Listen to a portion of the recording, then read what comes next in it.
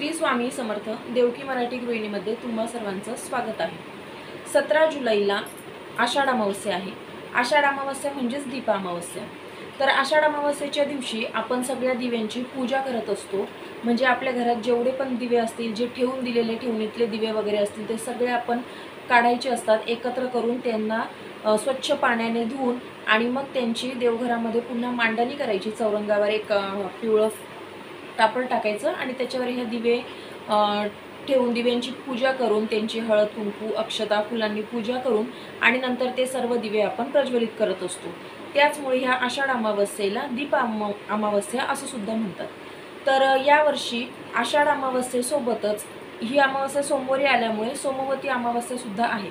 तर अमावस्येच्या दिवशी आपल्याला काही उपाय करायचे असतात, ज्यामुळे आपल्या घरामध्ये माता लक्ष्मी ही अखंड वास करत असते। तर अमावस्येच्या दिवशी घरात स्वच्छतेसंबंधी सगळ्या गोष्टी करायच्या आहे। म्हणजे जसं की घरातील जाळं जळमटं काढणं, घर अतिशय स्वच्छ करणं, घरामध्ये मीठ टाकून मीठ टाकलेल्या पाण्याने लादी पुसणं वगैरे, या स्वच्छतेसंबंधी सगळ्या गोष्टी आपल्याला या दिवशी करायच्या असतात, की जेणेकरून आपल्या घरातील जे काही दारिद्र्य आहे ते घराच्या बाहेर जाऊन माता लक्ष्मीचा अखंड वास राहावा, यासाठी आपण पूजा अर्चा आणि साफसफाई ही अमावस्येच्या दिवशी करायची आहे। तर या दिवशी या सगळ्या गोष्टी केल्याच्या नंतर तुम्हाला दिव्यांची पूजा केल्याच्या म्हणजे दिव्यांची पूजा करून माता लक्ष्मीची सुद्धा आपल्याला या दिवशी सेवा करायची।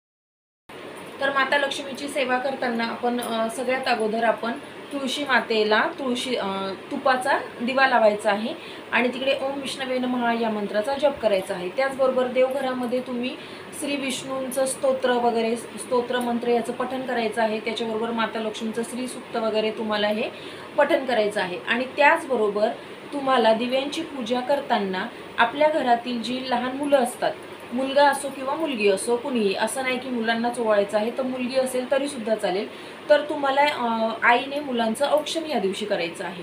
तर ते कशासाठी, तर मुलगा किंवा मुलगी हे आपल्या वंशाचा दिवा असतात, म्हणजे आपला वंश वाढवणारे ते असतात। जरी मुलगी आपला वंश वाढत नसते तरी ती 2 कुळांचा उद्धार करत असते, हे लक्षात ठेवा। आणि मुलासोबत मुलींना सुद्धा अवश्य या दिवशी ओवाळायचं आहे।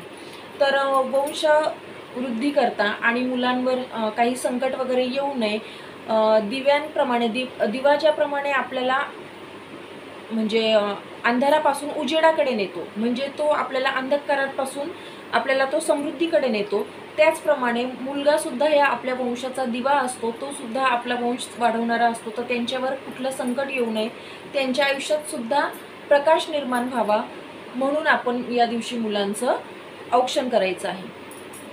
तर मुलांचं औक्षण केल्याच्या नंतर या दिवशी लक्ष्मी मातेची सेवा करण्यासोबतच, म्हणजे माता लक्ष्मीला प्रसन्न तर आपण करणारच असतो, अमावस्येच्या दिवशी आपण लक्ष्मी प्राप्तीचे अनेक उपाय करत असतो।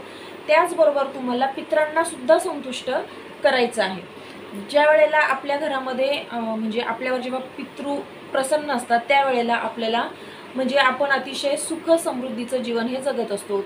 त्याच उलट जर पितरांचे आशीर्वाद जर आपल्याला मिळत नसतील, तर तुम्ही कितीही कष्ट करा, कितीही पैसा कमवा, तुमच्या घरामध्ये सुख समृद्धी कधीच नांदणार नाही। तर लक्ष्मी मातेला प्रसन्न करण्यासोबतच तुम्हाला पितरांना सुद्धा संतुष्ट करायचं आहे। तर ते कसं करायचं, तर पितरांना संतुष्ट करण्यासाठी या दिवशी तुम्हाला पिंपळ वृक्षाजवळ एक दिवा लावायचा आहे। तो दिवा तुम्हाला सरसोच्या म्हणजेच मोहरीच्या तेलाचा दिवा तुम्हाला लावायचा आहे आणि त्या दिव्यामध्ये तुम्हाला पिवळी मोहरी सुद्धा तुम्हाला या दिव्यामध्ये टाकायची आहे। आणि दिवा लावून झाल्याच्या नंतर पिंपळ वृक्षाला तुम्हाला 11-21 तुम्हाला शक्य असेल तेवढ्या तुम्हाला ओम विष्णवे नमः या मंत्राचा जप करत तुम्हाला प्रदक्षिणा करायची आहे। तर याच्याने काय होईल की पिंपळ वृक्षाला तुम्ही प्रदक्षिणा म्हणजे तुम्ही ओम विष्णवे नमः या मंत्राचा जप करत करत तुम्ही ज्या प्रदक्षिणा जेव्हा मारतात, त्यावेळेला माता लक्ष्मी तुमच्यावर प्रसन्न होते। आणि पिंपळ वृक्षाला सरसोच्या तेलाचा म्हणजेच मोहरीच्या तेलाचा दिवा जो आपण लावतो, तर त्याच्यामुळे पितृ संतुष्ट होतात। म्हणजे पिंपळाच्या झाडाखाली आपण जो सरसोच्या तेलाचा दिवा लावतो ना, तर त्याच्यामुळे पितृ हे आपल्यावर खुश होतात, ते आपल्यावर प्रसन्न होतात आणि ते तुम्हाला भरभरून आशीर्वाद देतात। म्हणून या दिवशी तुम्हाला माता लक्ष्मीला प्रसन्न करण्यासाठी आणि पितृंना संतुष्ट करण्यासाठी तुम्हाला सरसोच्या तेलाचा दिवा लावायचा आहे आणि पिंपळ वृक्षाला तुम्हाला 11 किंवा 21 तुम्हाला जेवढ्या शक्य असतील तेवढ्या 108 सुद्धा तुम्ही प्रदक्षिणा या दिवशी मारू शकता।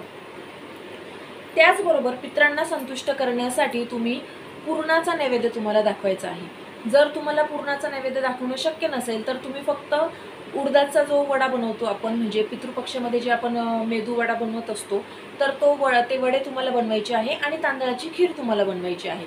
तर सकाळी उठल्यावर तुम्ही आंघोळ वगैरे झाल्याच्या नंतर तुम्हाला उडदाचे वडे आणि खिरीचा नैवेद्य तुम्हाला बनवायचा आहे आणि तो तुमच्या छतावरती जाऊन ठेवायचा आहे। पितरांच्या नावाने तुम्हाला हा नैवेद्य ठेवायचा आहे। हा उपाय तुम्ही दर अमावस्येला सुद्धा करू शकता। म्हणजे एक ठरवून घ्यायचं, संकल्प करून घ्यायचा की तुम्हाला 11 महिने वगैरे हा नैवेद्य तुम्हाला ठेवायचा आहे। तर दर अमावस्येला हा नैवेद्य तुम्ही छतावरती तुम्ही हा नैवेद्य पितरांच्या नावाने तुम्हाला ठेवायचा आहे। तर अशा प्रकारे तुम्ही जर दर महिन्याच्या अमावस्येला जर तुम्ही पिंपळ वृक्षाला सरसोच्या तेलाचा दिवा, त्याचबरोबर तुम्ही जर हा नैवेद्य जर तुम्ही छतावरती जर ठेवला तर ह्याच्याने तुमचे सगळे पितृदोष हे लवकरच संपुष्टात येतील आणि तुम्हाला म्हणजे जे काही पितृदोषामुळे जे काही तुमच्या घरामध्ये कटकटी, जे काही पुरेसं न पडणं वगैरे जो काही त्रास होत असेल तुम्हाला पितृदोषामुळे, तर तो कमी होण्यास तुम्हाला मदत होईल आणि पितृ तुमच्यावर संतुष्ट होतील। तर अशा प्रकारे तुम्ही दीप अमावस्येच्या दिवशी, आषाढ अमावस्येच्या दिवशी तुम्हाला लक्ष्मी मातेला प्रसन्न करण्यासोबतच तुम्हाला पितरांना सुद्धा संतुष्ट करायचं आहे आणि मुलांवर जी काही करणी बाधा, त्यांच्यावर काही संकट वगैरे येऊ नये, त्यांच्यामध्ये ज्ञानाचा प्रकाश निर्माण व्हावा, म्हणजे त्यांची प्रगती व्हावी, यासाठी आईने मुलांचं औक्षण करायचं आहे आणि मुलांवरून सुद्धा तुम्हाला पिवळी मोहरी वगैरे आहे तर ती सुद्धा तुम्हाला उतरवून या दिवशी टाकायची आहे। तर अशा प्रकारे तुम्ही दीप अमावस्या साजरी करायची आहे। श्री स्वामी समर्थ।